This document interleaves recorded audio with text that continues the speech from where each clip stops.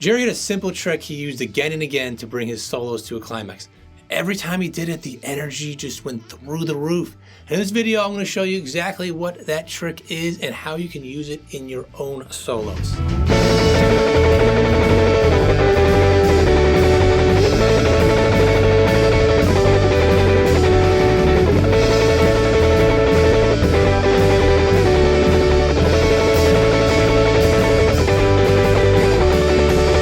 So for the first example, we're going to use deal, just that outro jam part, which is A, G, and D. Now if we take it way up here, with these shapes here, and just play the top three strings, you have triads. Just tri meaning three. So just like the building blocks of each of these chords.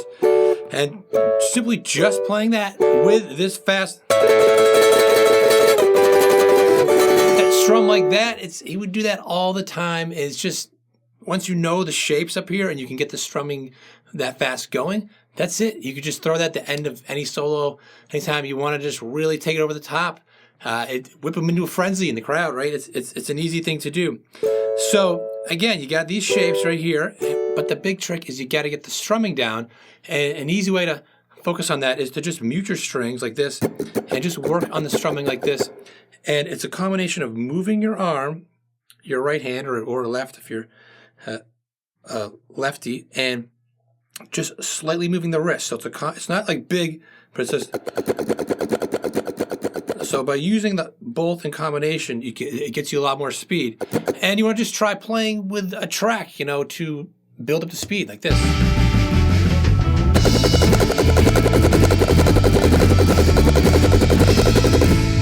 And as annoying as that is, but just a good way to make sure you get the strumming nice and loose and can get that speed going. And Luke, a student who took Language of Guitar Jerry Garcia edition course of mine, he said that breaking out each device and covering it separately with examples that really helped them understand the structure behind Jerry's style and helped them connect it musically. And I just released my brand new course, Dead Easy Improv, which really focuses on just improv and different devices that Jerry would use as well, but really focuses on you kind of doing your own thing with it and kind of developing your own sound. And there's a video every day that comes out. You can't do the course all at once. It's just one a day with a track for you to apply it right away. So if you like this device, it's actually in there as well with some exercises for it. There's tons more to make things really easy and really applicable. You can do it right away. So there's a link in the description down below if you want to know more about that. But that's a good start to really build intensity. But there's another thing we can do to kind of kick it up another notch like this.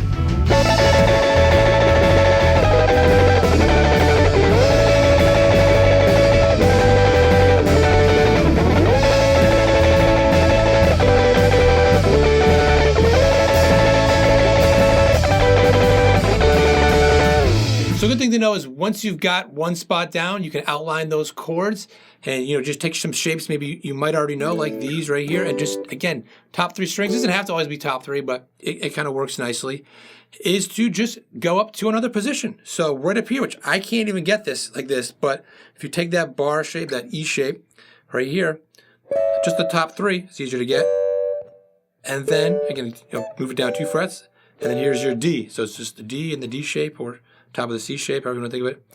And then that really kicks it up a notch. So you're going to one spot, and maybe 2 times, 4 times, whatever maybe you're gonna do, and then do the, if you can outline it higher up the next position, that's gonna really take the intensity up even higher. People are gonna feel that, that higher it goes up, the more it builds that tension.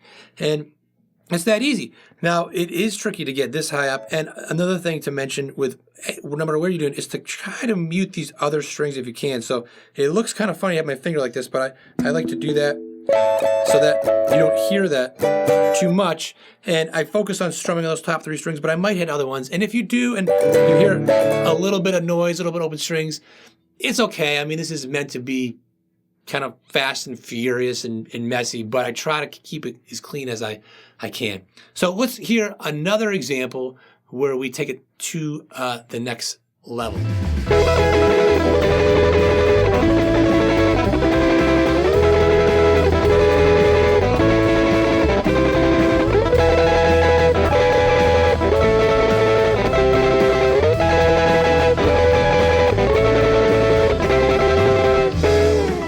So that was the Music Never Stop. That is E to E7, A to C, right? So what I was doing was taking it up here, E7, A, C, and did that 2 times, and then I just did it so you could hear in context from playing a low position, or I mean it's high up, but then a lower, and then go into a higher one, which then went up here. Here is E in the D shape, way up here. There's that, would be called D7 shape, like that. So, and then A, just like in Deal, to C.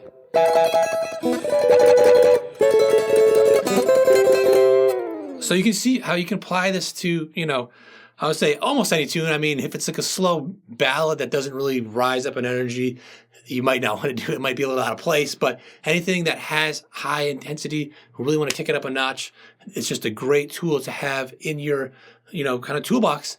And, you know, it's a trick. It's a soloing Climax trick, and it's very powerful on its own. But Jerry also had this other secret trick that he kept in his solos from making them ever sound boring, and it all comes down to the way he played melodies. So click here to watch a video where I show you exactly how he did it.